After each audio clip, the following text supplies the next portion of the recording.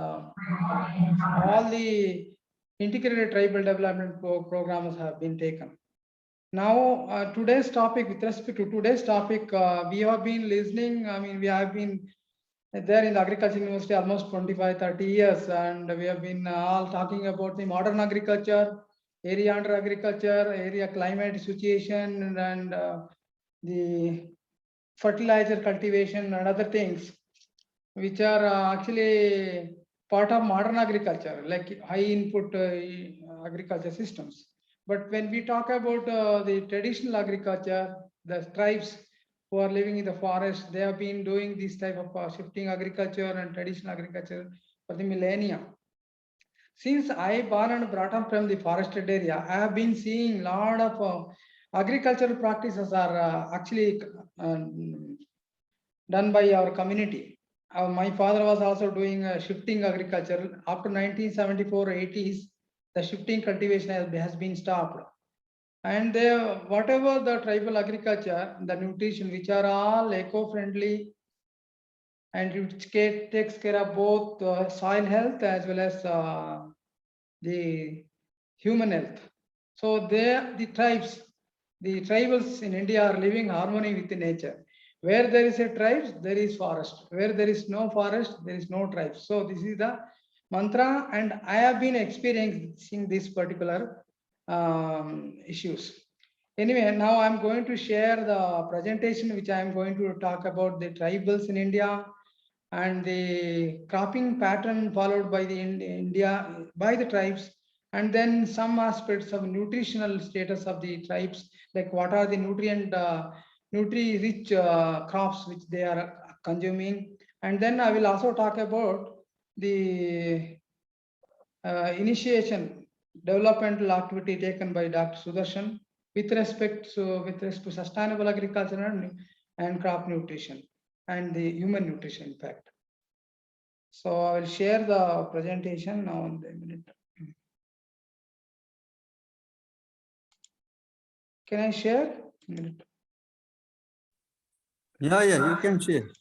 Yeah. 1 minute. Sharing option is where is that sharing option, madam? 1 minute. Dr. Mohana. I think he will. Yeah. The sharing option is enabled for him. Yeah. Enabled, but one green. There is a green arrow. Yeah. I got it. The The bottom, yeah.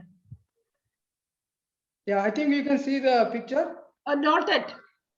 No, it started screen. Yeah. We now got it. yeah. Now you can see. Yeah. Go This for is the- slideshow. Yeah, Make it yeah. slideshow. Yeah, I will make it.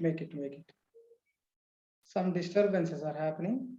Okay. Anyway, this is the NGO where I actually been brought up. That the NGO was started the small hut in a small hut. Dr. Sudarshan started that NGO. You can go for slideshow. Yeah. You can see? No. Yeah. This is the thing. Perfect. This is the NGO where I have been educated. So today I will move 3 issues which I am going to talk. First one, tribal. What is the status of tribals in India? And then in Karnataka state. Then we will focus on the tribal agriculture systems in India and in particular to Karnataka also. So yeah. So this is a typical tribal child in our community. You have given in our invitation letter also, somebody composed this. Like this is a typical tribal child. She is not actually, most of the children tribe in India is malnourished, but tribal children are not malnourished because they have been taking the nutrition from forested areas, especially from traditional agriculture.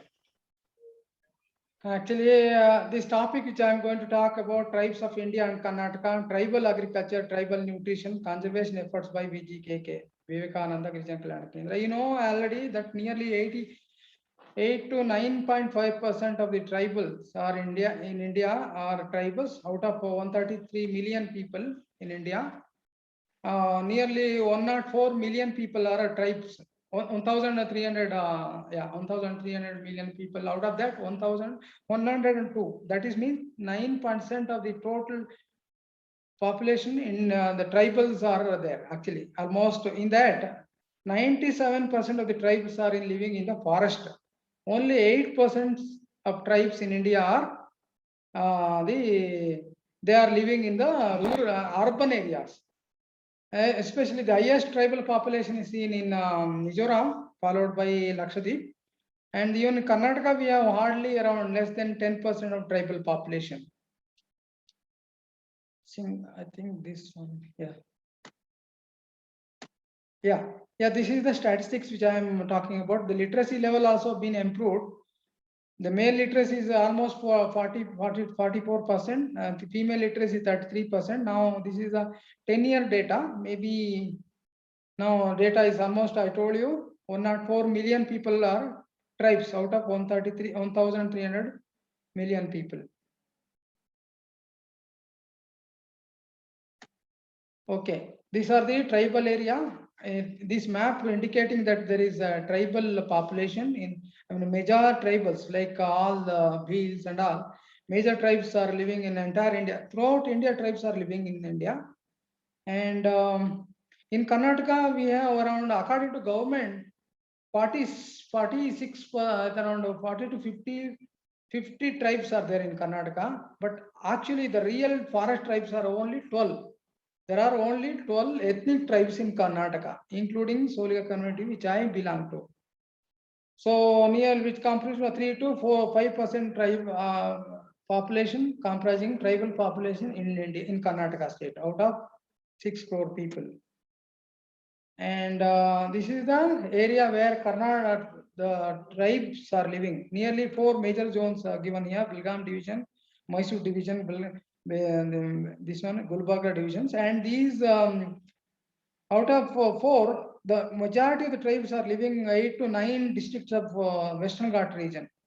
So they are including, like I told you, Erava, Jenukurba, Malekudiya, Soliga, Koraga, Siddhi, Akipiki, Maleru, Iruliga, Asalaru, and Godalu. These are the indigenous ethnic communities in Karnataka. They are known as forest tribes. There are, I told you, there are 50 tribes in Karnataka, nearly 50 tribes according to the government, but the real forest tribes are only 12 ethnic groups. And with respect to my community, because before going for tribal agriculture, I have to tell about my tribal community. I belong to a tribe known as Soligas. We live in the east of Mysore called Biligiri Rangana Tiger Reserve. Earlier it was known as BRD Tiger Reserve. It is about 540 square kilometer area comprising of rich forest of 5 vegetation types, rich agrobiodiversity as well as and forest diversity, tree diversity. And we have our own traditional culture, traditions, and we have been living in harmony with nature for the millennia. And our culture is related to nature worship. We worship nature. Soliga priests, some Soliga, not as our Soliga priests are worshipping nature. We worship trees as God. And here in Kodagu, since I have been working here for in last 15 years, in Kodagu I have been seeing there are 5 ethnic communities in Kodagu region: Jenukurba, Bettakurba, Soliga, Malekudiya, and Eravas. And even some other, only 5: Soliga, Bettakurba, Malekudiya, Eravas, 3 types. So I have visited recently to one of our Jenukurba community area. And as I told you that there is always a tribal. Whenever you say the tribal, they have their own conservation ethos. The first ethos are living harmony with nature, simple living, sharing system. And these values are helpful in conservation of nature. And forest department officials are saying that tribes are destroying the forest, but they are not so. Because of forest tribes, the forest is still being there. Because even in the forest area, they maintain an enormous diversity of the agriculture crops as well as various other forest species, and they have a tremendous knowledge on forests. So when we talk about sustainable agriculture and traditional agriculture, we can come across 3 important things. Their culture and tradition is related to environment and the language specific and the cultural specific. All are interrelated. Traditional agriculture also leads to social features, economic feature, and environmental feature. These are the important three tripod system in traditional agriculture. In any tribes in India, wherever you go, the tribes are always maintaining their own traditional varieties. They are always concerned with the environmental issues. They too have a lot of economic but economic activities are very less compared to the modern, the so-called civilized people. So in India, we have vast variety of different crops and climates and cropping patterns. If you say there are 6 major climates in India. The tribes are living in almost all the climates in India, and also they follow cropping pattern in almost all the seasons. This was the observation I have been observing for the many years. And traditional agriculture, when you say tribal agriculture, it is actually have got a traditional like features like rich agrobiodiversity, mixed cropping, multi-storied cropping, stability ecosystem, food and nutrient security, and natural and organic farming.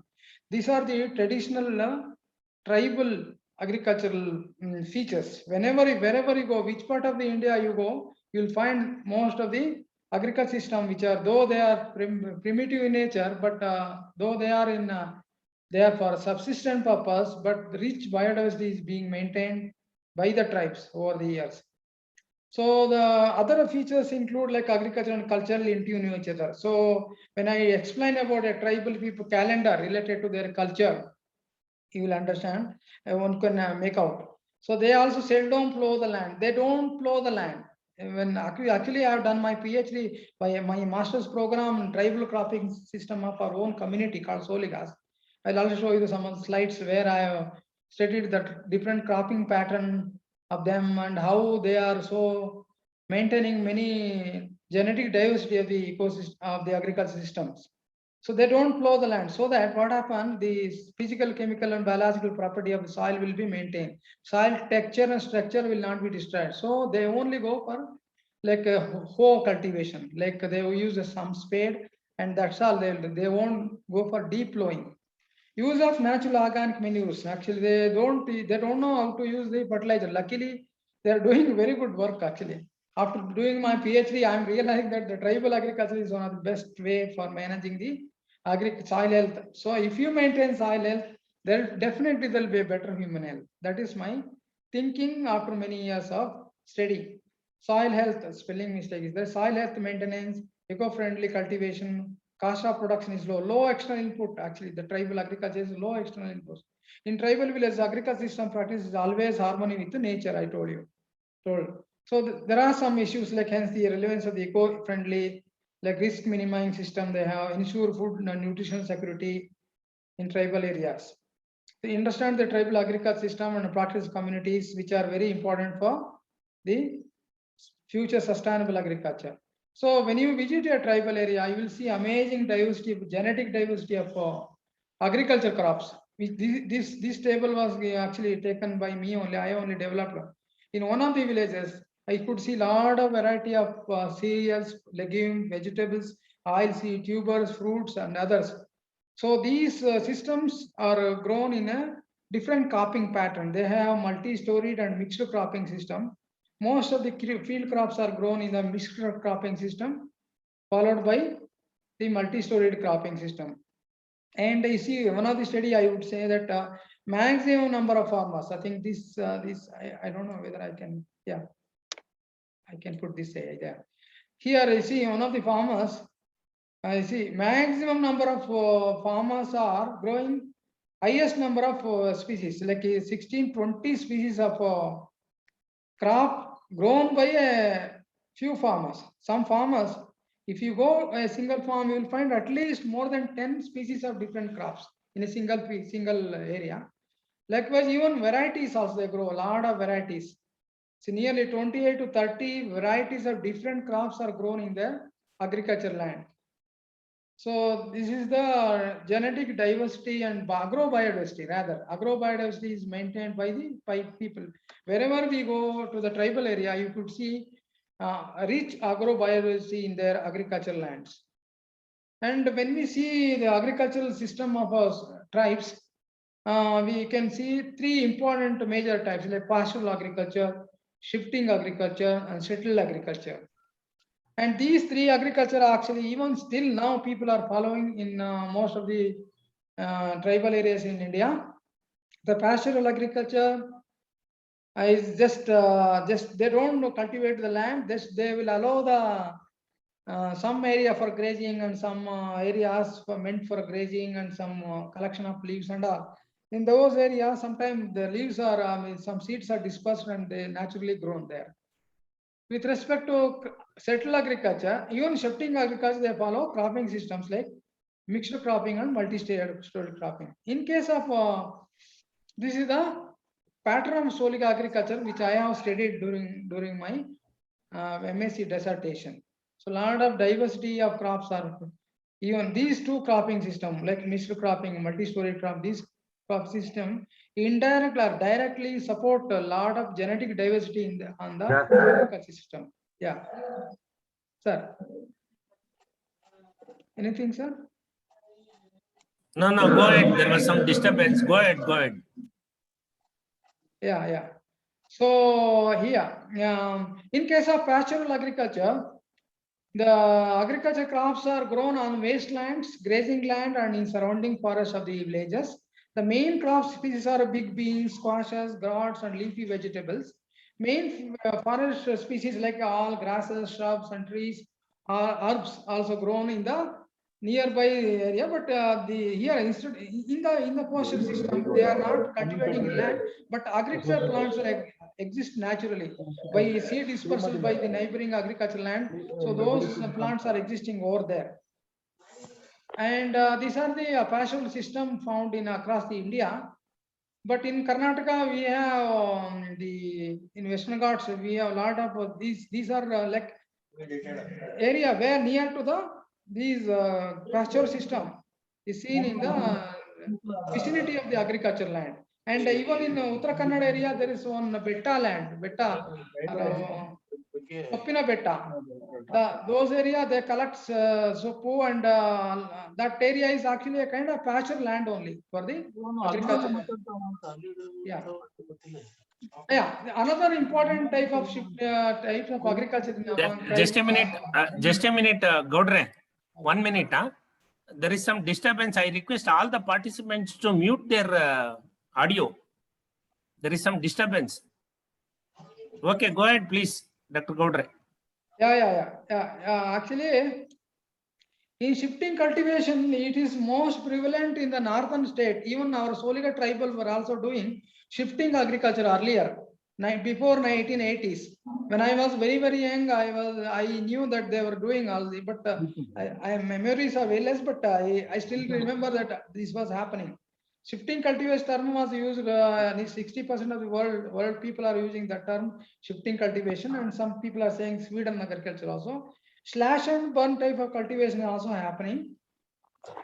Even now in Northeast, we call it zoom cultivation. It involves various types of agricultural operations like bush clearing, burning, seeding, weeding, harvesting, and finally it becomes a cycle.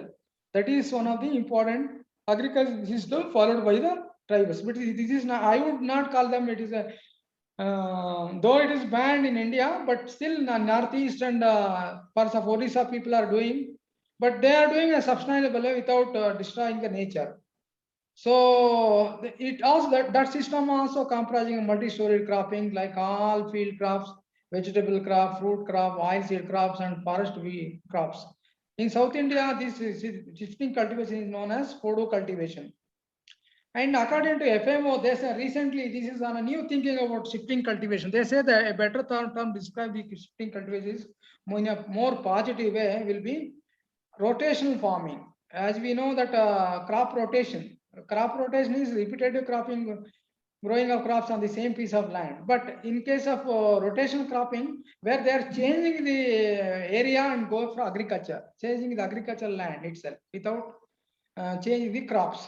So they are doing for 1 or 2, 3, 4 years. After that, the land becomes unfertile and depletion of soil or nutrients and weeds invasion will be there. So they are tend to shift to another area. So this is one of the agroforest system which stresses the economic between a connection between the agricultural system and the ecosystem. They are also known as rotation farming, incorporates the dynamics of management and continuous adaptation required for ecosystem. So this is the picture showing that northeast, the shifting cultivation or rotation farming is happening even in the northeast. And you can see a lot of shifting cultivation enhancing biodiversity. They grow a variety of crops over there, including rice and crucial for in situ conservation of crop genetic resources. Of course, there is a lot of damage due to shifting cultivation in the hilly areas, erosion. As a forestry professor, I need to talk about deforestation issues also. But since tribals are not doing in a raw scale and commercial, but they do only for subsistent purpose. So it is one of the sustainable land management system where they are not destroying the forest every time, but they do a lot of diversity in their farm. This is how they were doing. And that involve a lot of cycling, like I told you, from land preparation to harvesting and again for next season. So yeah, the settled agriculture is very important. Now many people are tribals are being evicted from the national parks and wildlife sanctuaries. They have been asked to go for settled agriculture, even though they do settled agriculture in one area, but they still follow mixed cropping system and multi-storied cropping system. Even in Kodagu, we have homestead garden system where there is a lot of combination of fruit, vegetables, oil seeds, mushrooms, and various other integrated farming activities are taking place in front of their houses as well as in the backyard.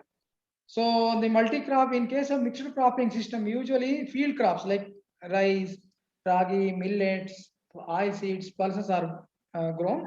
In case of multi-story cropping, normally vegetable crops and fruit crops and other various forestry species, oil vegetable crops are grown. Usually the vegetable, oil seed, tubers, cereals, etc. If you come to Kodagu and Western Ghats area, you can see amazing diversity of cropping pattern followed here. The mixed cropping, especially mixed cropping, the most of the tribal people, they have a staggered planting. Broadcasting and dibbling are the main sowing method of this mixed cropping. They don't plow the land, they just plow over the land and then hoeing land, then they will only cover the soil with some seeds and then they just allow it. So the staggered planting is they are doing. Actually, first season they do what they do, big seeded crop they sow. Second season they go, not season, second after 1 or 2 months, the small seeded crops are broadcast. So this way they maintain the agriculture system in more sustainable, both combination of pulses and oil seeds in their farm, like millets, maize, field beans, pigeon pea, horse gram, beans, mustard, amaranthus, all those things are grown there. While vegetable crop include cucumber, pumpkin, tubers, perennial beans are grown, and the field crops are itself.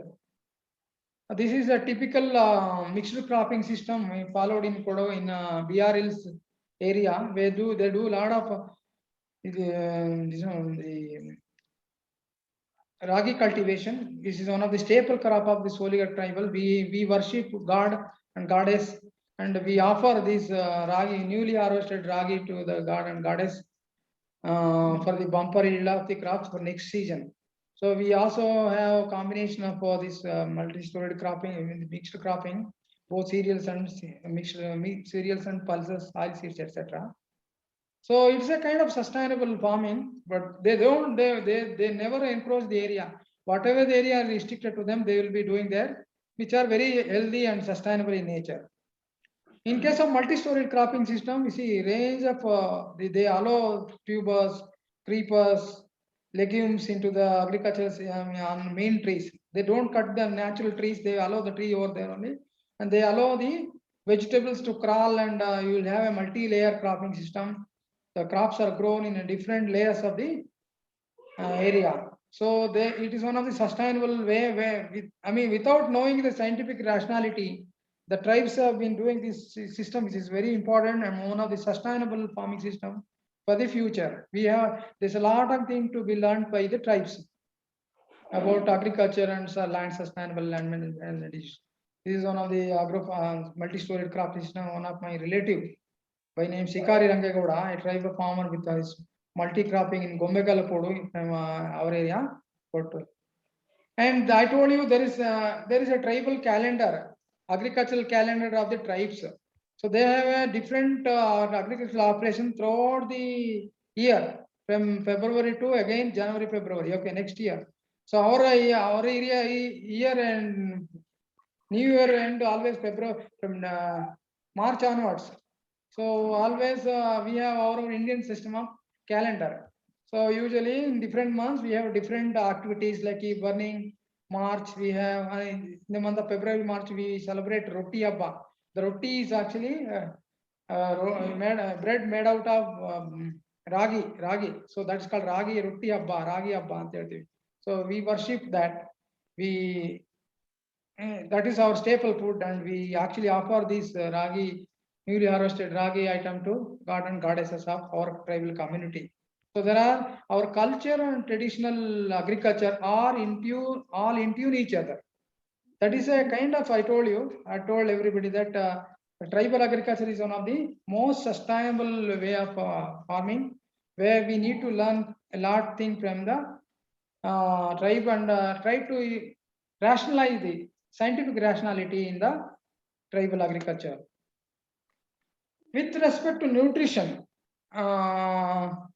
you know, the tribes are almost, since they are living in and around the forest area, they have been using the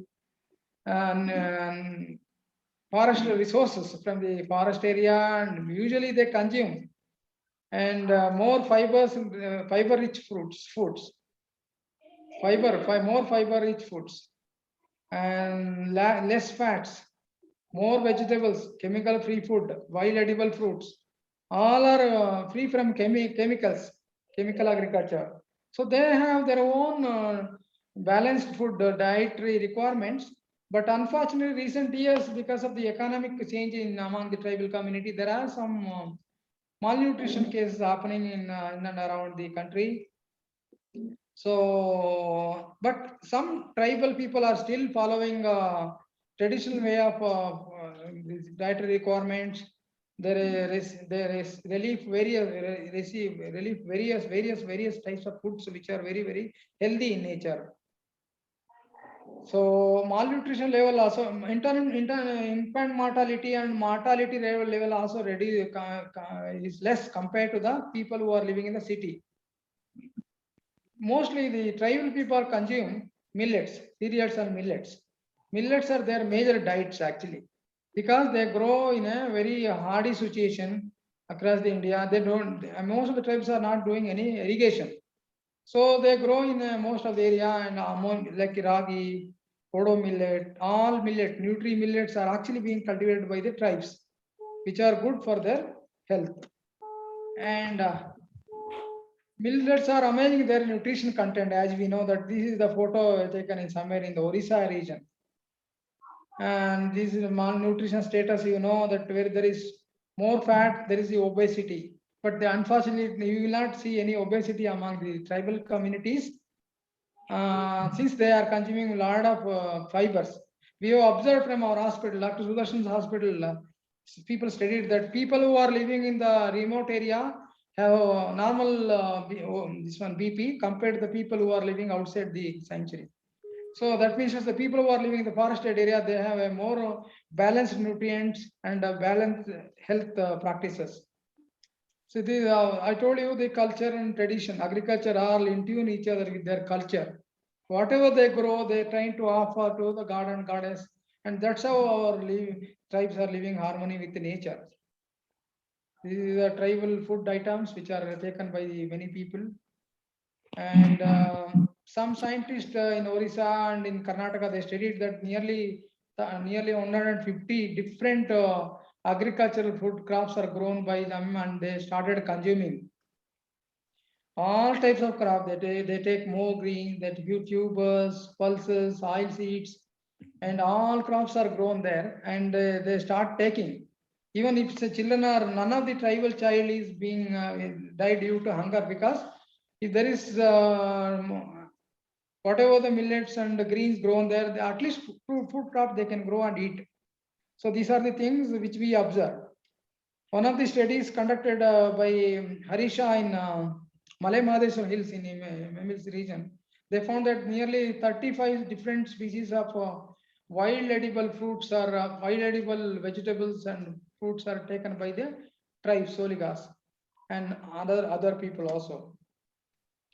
In addition to agricultural nutrition, they take a lot of nutrition from forested areas, like wild food from the wild. In addition to medicine, tribes can identify and use large variety of herbs and food from the wild, such as honey, fruits, mushrooms, seeds, greens, animal and other bioresources. So this is the egg, the wild hen egg. This was seen near to my house in Bihar Hills area. And we consume a lot of honey, delicious honey in our area, which are free from all chemicals. They are one of the organic honey which we consume. We also consume a lot of wild fruits like jack and other things. And this is, see, whenever you go to the tribal area, you will see a kind of crops grown in a very organic manner. And these are just, though it is a subsistence purpose, the tribal way of living is more sustainable and healthy. And they don't have any complicated diseases like cancer and very other. It's because, as you know that nearly 90% of the diseases are caused by improper nutrition. Only if at all if there is a disease, there is only 10%.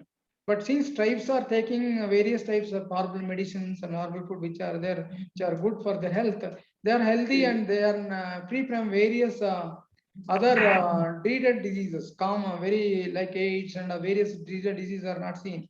Even the pandemic COVID-19 is also not found among our community because they are isolated and they are living in a very isolated, serene environment. So this way, there are a lot of value addition also taking place by the people.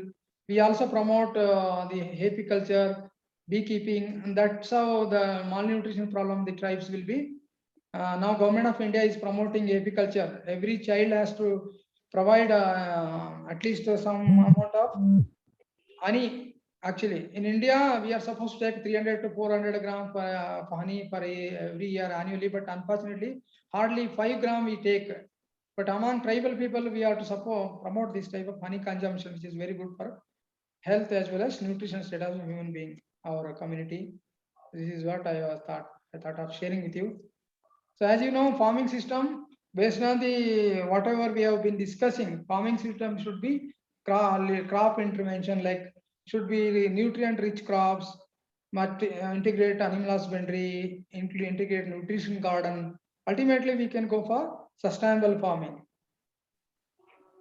Yeah, the last presentation I thought of sharing with you is about my Dr. Sudarshan, my NGO called Vivekananda Girijana Kalyana Kendra, where I have been educated. This is Dr. Sudarshan, as you can see in his picture, the Padma Shri Award. He has dedicated his life for the upliftment of the tribal people and started in NGO called Vivekananda Girijana Kalyana Kendra from Bangalore Medical College. After he became, when he served as brahmachari in Kolkata, Ramakrishna Mission, he decided to help the tribal people. He came to South India and came to BRT range, where we were living at that time doing shifting agriculture. And he started education. First, he started health, then education, community development, biodiversity conservation, vocation training, and other biodiversity, and also sustainable agriculture. These are the objectives of Vivekananda Girijana Kendra, started by Dr. Sudarshan. I request the members who are interested, sometime they can visit to our website and you can visit tribal area also, help our tribal welfare programs in terms of health, education, community development, livelihood security and biodiversity conservation. This is the service I was doing earlier, preventive medicine, curative, then promotive, now rehabilitative work. Health also very sustainable. When you talk about sustainable agriculture, tribal nutrition is very important. Tribal relation is really health. He has taken right work for improving the health of the tribal people, which include all agriculture, environment, everything. So out of 5 objectives of Vivekananda Girijana Kalyan Kendra, we have one of the important objective to ensure livelihood security through sustainable agriculture, vocation training and value addition of forest products. This is what is very important for the tribal development. Wherever we take up tribal development, sustainable development is very, very important in addition to other development programs. So we also promote as part of the conservation traditional agriculture and conservation local varieties also now happening by the intervention of VGKK, Green Foundation and many other NGOs. And Karnataka government, the Karnataka Agriculture Department also given one village for us to model village for organic village, as an organic village.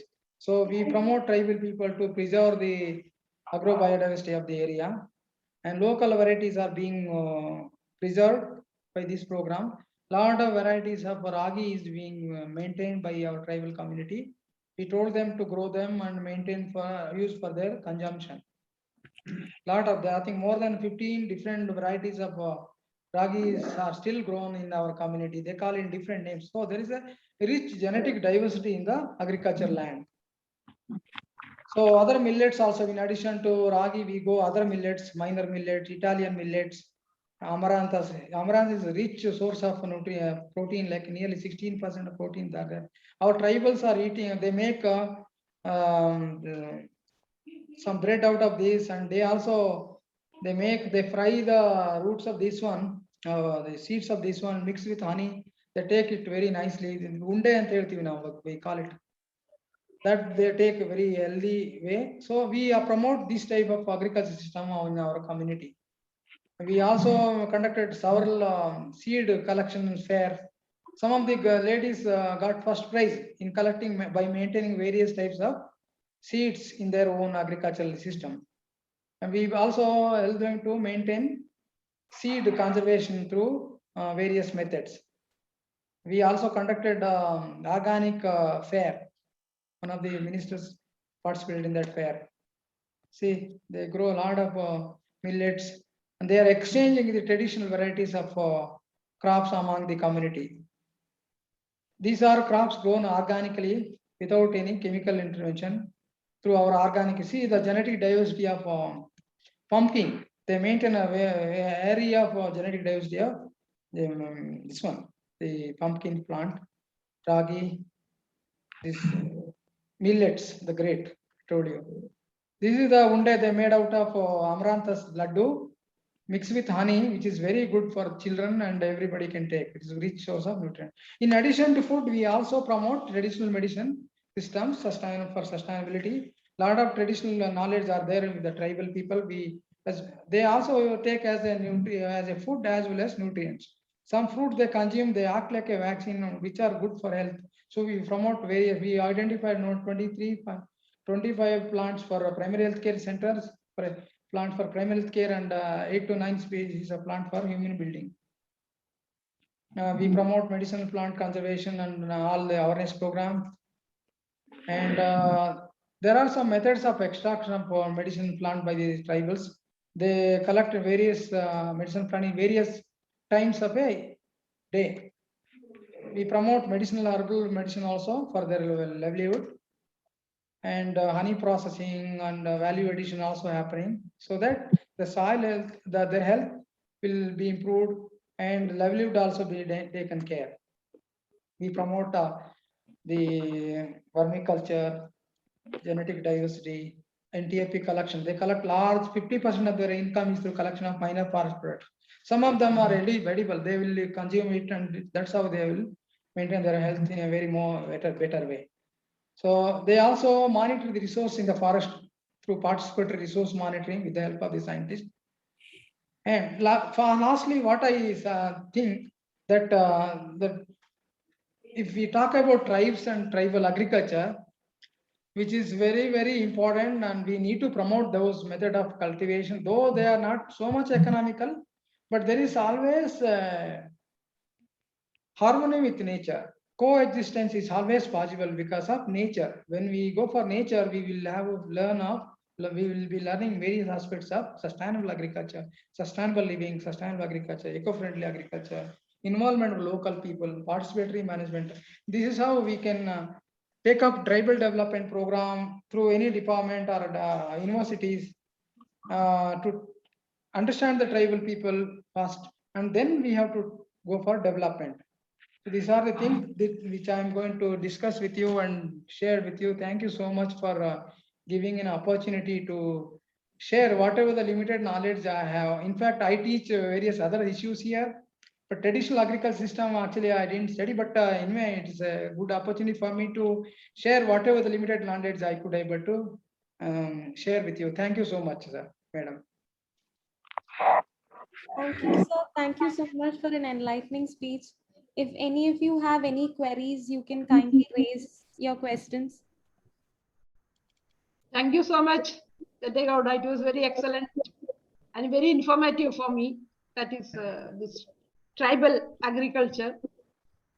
And you must have collected all the documentation also, you must have done it. Yeah, we have done, we have been doing that. Yeah.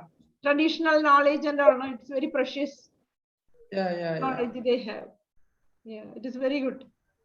Cropping system, shifting system, everything. Simple Yeah. way I actually Sustainable, present but here. not economic, not the commercial way and all, but Yeah. Now actually nowadays people are now, because of more wildlife, the tribal people in BRT range, they are actually venturing into commercial agriculture, like what you say, the coffee and pepper and ginger also. But I always insist to go for traditional agriculture, which is very good. And even in fact, our community, we don't grow paddy much, but other areas in North India, Northeastern, they grow paddy nicely. But in Kodagu, some tribes are growing paddy. But normally tribes in Kodagu, they don't grow paddy because are living in the forested areas. okay, because millets and cereals are the major carbohydrates. Major Carbohydrates, yeah. But wild animals is again the problem because forest area. Yeah. Animal wildlife problem is the major issue. Yeah. But being a professor, I cannot say that animals should not. We should not. Because you have to live with the animals. What to do with that? There should be. I think tribals and animals, they coexisted over the millennia. I think that will happen. Only the man-animal conflicts are happening. Only where there is more non-tribal areas, I would say. That is the idea, observation I made. Am I right, Dr.? Any questions? Dr. Jadagowda, congratulations. Very good talk, very enlightening talk. And for us, it's very, very informative. Thank you, sir. Thank you, sir. Thank you. Gaudra, you can stop sharing your screen. Yeah. So that we can interact, see all of them and interact. Yeah. I will close now. Yeah. Close this. There is one button, unshare. Yeah. There is one button, Allah. Here, there. Stop sharing. Yeah. Fine. Usually, I use a lot of Google Meet. Is this Google Meet or Zoom? Zoom. It is Zoom. Google Meet is easy for me than the Zoom. Actually, in fact, every day now I am also always as a teacher. We have been teaching online only. We have stopped offline. I don't know what to do when they will learn the practicals. We don't know. Thank you. Sir, myself Ashwati, I had a question. Yeah. Sir, for my master's program, I had taken up a study on tribals in Kerala. So there what I found was like the younger generation, especially, they are influenced by the outside society. That is, they tend to have lost interest in agriculture. What about your community and what about the tribes in Karnataka? Yeah. Actually, the tribes, they should feel proud of themselves. Wherever we go, we say that we are Soliga, we tribes. That is our tradition and our heritage. Unfortunately, as you said, people are now into modern way of living and Android and various other complications. Of course, there is an impact on tribes by the modern developments. but we need to promote them. We should encourage them. We universities and NGOs, they should encourage them to follow their own traditional method, because which are very, very important for health point of view and environment conservation point of view. Of course, lot of encouragement is required. Sometime, I mean, the agriculture department, they should always promote tribals to promote their own culture, traditions and all. Of course, there are some changes due to economic development. Tribals are unable to afford to buy various costly items. So of course, as you said, they are in transition. They cannot go back to the original culture. They cannot generally jump into the mainstream culture, but they are in the transition. So that's what I presume. There's Is a lot there of, a special language for you, or is it Kannada only that they speak? you The said, language, the language. we speak a Proto-Dravidian type of language, Soligas, but 98% Kannada only. Since we are living close to Tamil Nadu, we use one or two words, Tamil words. But when we speak ancient Kannada, suppose in our community, they call it Ere. Ere means Chandra in Alakannada, in ancient Kannada. But still in our community, that it's a dialect. It's not script. It's a Kannada only, but it's a dialect. We call it Upabhase, Soliga Nudi. But we still use a lot of ancient Kannada words. Okay, sir. Thank you, sir. Thank you. Hello, sir. I have a question, sir. Yeah, please, sir, please. Sir, I would like to know the lifespan, average lifespan of the Soliga tribe, because they are deprived of better healthcare facilities. I think so. Yeah, but now due to, as you said, they become alcoholic. Most tribals, they become alcoholic, addicted to various, because tribes are highly vulnerable for this type of addictions, bad habits from outside. So that's what Dr. Sudarshan educated me at the very right in the forest only. After that, after +2 only, I entered to the mainstream area. So of course you are right. They have been addicted to various other habits, and lifespan also reducing because of the modern food habit. They take a lot of these what is that BPL rice, which is not healthy, good for them. So a lot of diabetes complications are now happening. So actually we too, of course you are right, but they should also come up in life, and they should, there is a lot of reservation for them. They should come, but there is a lot of, even reservation is also not justifiable for them. They are not getting reservation because the majority improved communities are also included in the tribal tag. So the real tribals are marginalized. So the only few of them are now entering into the postgraduate PhDs and all. They are not getting jobs. Government also should provide them a proper reservation and then facilities in a proper way. We have to be very careful in handling the tribal development programs. That is the idea. Thank you, sir. Thank you, sir.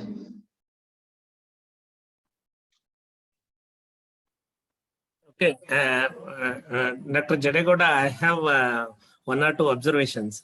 Okay. He was my colleague and we were together in US, Bangalore. Yeah. He has been inviting me to Bear Hills many times, but I have not been able to go over there, but I wanted to go over there. Even when I was working in A3, which works actively in Bear Hills, that time also I could not go there. Anyway, we would like to visit once the Bear Hills.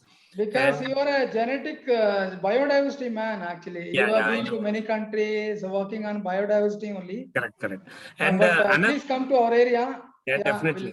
Definitely. And another observation I want to make here is many people don't know about Dr. Jadegoda's multifaceted personality. He is a man who is conserving orchids at the College of Forestry. Please share your experience about orchid conservation. I've been to around 8-9 countries to see orchids, but I am mad about orchids. Actually, in fact, I'm involving in native orchid conservation. We have a small orchid conservatory here. Whenever you see orchids, people are saying that it's very costly, but orchids are very important indicators of the health of the ecosystem. Where there is an orchid, there is a diversity and stability in the ecosystem. That shows that if you find an orchid in area, that means that area is virgin and free from all climatic pollutions. So we have to conserve those indigenous native orchids. And I will request all the participant program elders and juniors, seniors, try to grow orchids also, at least since we are living in the Western Ghat area, we need to preserve them. We will also visit Puttur shortly. We will create 1 or 2 orchid conservation area, small area. Even on some trees, you can grow on cashew tree also. Some of the orchids you can grow them. Nicely. How many orchids you are conserving? I'm having around 52 species of orchids. I'm having in my orchid conservatory. So How many in BR Hills? How many in I BR? think in India we have only, I think, highest number of diversity seen in orchids only 30,000 species found in the world. Out BR of this, Hills? around 1,300 species in India. Northeast harbors are more 800 species. In Karnataka and Western Ghats, around 300 species are there. In BR How about in BR Hills, Hills? more than 60 to 70 species are there, including terrestrial and the epiphytic orchids, which are very good and beautiful also. Some of them are rare species which are very beautiful. I'll share with you some of the pictures later. If you would have told me, I would have showed you some of the pictures. It's okay, it's okay. Yeah, No problem. Thank you. Thank you so much for the information. If- Thank you, sir. And especially Anita, sir, director, CPCRI, she's Yes, very good. Directly speaking with us, it's our privilege and honor. Really good. That's And Any other questions from others? my friend Dinakar sir, my senior colleague, both of them are senior only. They Yeah, are so yeah. helpful and friendly. They never forgotten me. I'm really happy. Thank you, Gaudre. It was very nice listening to you. Nice presentation. I have a small query, like Sir, please, what sir. is the inclination of the tribal community towards modern agriculture? The extent of transformation, is it really happening or? Yeah. But yeah, it is, as I told you, it's a transition, not sudden change, but some department, agriculture department, our own department is actually promoting them hybrid yield variety, high yielding varieties also, because they need to grow even for their livelihood. Some commercially they have to grow, but still. Yeah, slowly that inclination is now reducing, but it is sustainable, I would say. That's what. Okay, nice. Still, though they take rice from BPL and all, but they grow vegetables, everything in their kitchen garden back and use it for daily life. Okay. Culturally, it is almost related to their agriculture. So it cannot vanish, erode fast, but there is a need to encouragement for them. There's a need for encouragement, I would say. Okay, thank you. Thank you, Gaudre. Anybody wants to?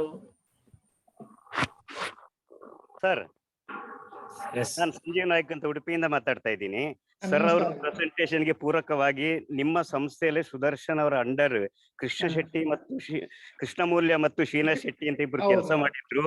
ಅವರು ಈಗ ಬಂದು ನಾವು ಉಡುಪಿ ದಕ್ಷಿಣ ಕನ್ನಡ ಜಿಲ್ಲೆಯಲ್ಲಿ ಕೊರಗರು, ಆದಿವಾಸಿ ಕೊರಗರದ್ರಲ್ಲಿ ಈಗ sir ಕೇಳಿದ ಪ್ರಶ್ನೆಗೆ ಪೂರಕವಾಗಿ ಅಡಿಕೆ ತೋಟ ಆಗಿದೆ, ಬಾಳೆ ತೋಟ ಆಗಿದೆ, ಡ್ರಿಪ್, ಸ್ಪ್ರಿಂಕ್ಲರ್, ಎವ್ರಿಥಿಂಗ್. ಜೊತೆಗೆ ಮೊನ್ನೆ ಒಂದು ಕೊರಗ ಕಮ್ಯುನಿಟಿಗೆ NRLM ಕನ್ವರ್ಜೆನ್ಸ್ ಅಲ್ಲಿ ಒಂದು ಡೈರಿ ಫಾರ್ಮ್ ಕೂಡ ಆಗಿದೆ ಸರ್. ತುಂಬಾ ಒಳ್ಳೆ ಕೆಲಸ ಆಗಿದೆ. ಅವರ ಅನುಭವನ ನಾವು ಉಪಯೋಗ ಪಡ್ಕೋತಾ ಇದ್ದೇವೆ. ಒಳ್ಳೆ ಇನ್ಫಾರ್ಮೇಶನ್. ಒಳ್ಳೇದು. ಯಾಕಂದ್ರೆ ಸೀನ್ಸೆಟ್ಟಿ ಕೃಷ್ಣಮೂಲ್ಯ ನಾವೆಲ್ಲ ಮಿಡ್ಲ್ ಸ್ಕೂಲ್, ಹೈಸ್ಕೂಲ್ ಇದ್ದಾಗ ಬಂದಿದ್ರು. ನಾವು ಚಿಕ್ಕವರಾಗಿದ್ದಾಗ ನಮ್ನೆಲ್ಲ ಟ್ರೈನಿಂಗ್ ಕೊಟ್ಟು ಸೋಷಿಯಲ್ ವರ್ಕ್ ಎಲ್ಲ ಮಾಡಿಸ್ತಾ ಇದ್ರು ನಮ್ಮ ಹತ್ರ. They are the real teachers, sir. That they are not only social workers, they were the real teachers, and they motivated and given awareness to tribals. ಇವೆಲ್ಲ ಬೆಳೆಬೇಕಾದ್ರೆ ನಾವು 7th ಸ್ಟ್ಯಾಂಡರ್ಡ್ ಇದ್ದಾಗ ಅವ್ರು ನಮ್ಮ ಹತ್ರ ಎಲ್ಲ ನಾಟಕ ಮಾಡಿಸಿ ಎಲ್ಲ ಅವೇರ್ನೆಸ್ ಕೊಡ್ತಾ ಇದ್ರು ನಮ್ಮನ್ನ. ಅವರು ಸೀನ್ಸೆಟ್ಟಿ ಮತ್ತು ಕೃಷ್ಣಮೂಲ್ಯ ಅವ್ರ ದೇವರ ಸ್ವರೂಪದಲ್ಲಿ ಅವರು ಒಬ್ರು ಅಂತ ಹೇಳ್ಬೋದು ನಾನು. I am really happy.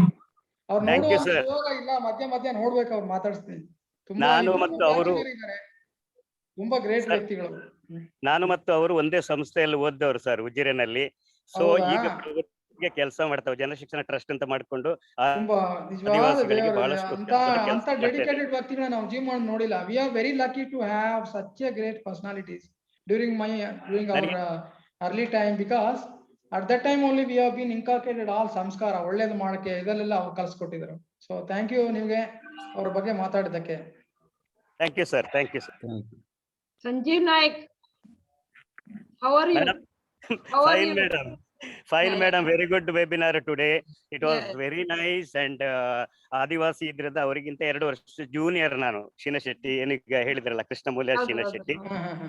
ಅವರ ಹೆಲ್ಪ್ ಇಂದ ನಾನು ಬಹಳ ಮಾಡ್ತಾ ಇದ್ದೇನೆ. ಇಲ್ಲೊಂದು ಬಹಳ ವಿಶೇಷವಾಗಿ ಹೇಳ್ಬೇಕು, CPCRI ಜೊತೆ ನಾವು ಈಗ ಜಂಟಿಯಾಗಿ ಇಲ್ಲಿ ಮಾಡಿಕೊಂಡು ನೀರಾ ಟ್ಯಾಪಿಂಗ್ ಮಾಡ್ತಾ ಇದ್ದೇವೆ at my Japti coconut producer society with Yeah. Balachandra Hebbar and all. we are always ನಾವು ನೆನಪಿಸ್ಕೊತಾ ಇದ್ವಿ madam. Happy with my profession, happy with my work madam. Thank you madam. Thank you. ಚೆನ್ನಾಗಿದ್ದಾರಾ? ಎಸ್ ಮೇಡಮ್, ಚೆನ್ನಾಗಿದ್ದೀವಿ madam. Thank you. Okay. Madam ಅವ್ರು ನಾವು MSc ಮಾಡುವಾಗ PhD ಮಾಡ್ತಾ ಇದ್ರು US ಬ್ಯಾಂಗ್ಳೂರಲ್ಲಿ. Thank you madam, thank you for it. Okay, thank you. Thank you Sanjeev ನಾಯ್ಕರೇ ಬಂದಿದ್ದಕ್ಕೆ. Thank you ಮೇಷಣ, thank you. Thank you, Anita madam. Thank you, Anita thank you. madam, you are being your super senior, you are great. Yeah. Since you have been educated in our own college, Yeah. those are the memories I still remember. I have done UG, PG, PhD in the same university, so Correct, that is a correct. traditional. You are the first person to get PhD from your community. Yeah. There is one more, Soliga, Madhegowda, both of us done PhD first time only. Same time. That Madhegowda is working for A3. He also went to US and other countries to present his paper. Though he has completed his this one NET and all, he could not able to get into a university. But anyway, we were the first batch of students, as you said. We were the Very first, nice, very nice. first generation from our community. Very nice. If Thank you, no other thank you. queries, shall we wind up? Yeah. Yeah. Yeah. No more questions again. Once again, thank you, Jadegowda, for your excellent presentation, sharing the knowledge. Yeah. Sir, on behalf of our ICR Institute, I would like to thank Jadegowda sir for giving a detailed presentation on tribal agriculture with special reference to Soliga tribe. And as an icing to the cake, we also had some experience about orchid cultivation, and we hope to hear from you soon about that also. Thank you so much, sir, for accepting our invitation. Then, as always, I would like to thank Dr. Anita Karun, our director, a constant support for all our endeavors. And I also take this opportunity to thank all the participants of today's online event, because without your support, this program would not have been a success. Special thanks to Swami sir, MG Bhatt sir, colleagues from other ICR institutes, students, farmers for accepting our invitation and attending this online event. I also extend my sincere gratitude to our institute faculty, the nodal officer, Dr. Adiga sir, and co-nodal officer, Dr. Mohan sir, for this program, for their constant support and cooperation in conducting this program. Thank you all. Thank Thank you you, thank you. Doctor Ashwathi. ಇದು Thank you. Thank you, Gaudre. It was very nice. ಗೌಡ್ರೆ, thank you. Thank you so much. And great to interact with everybody. Thank you so much. Thank you, madam. Thank you, everyone. I'll end the meeting for everyone. Yes.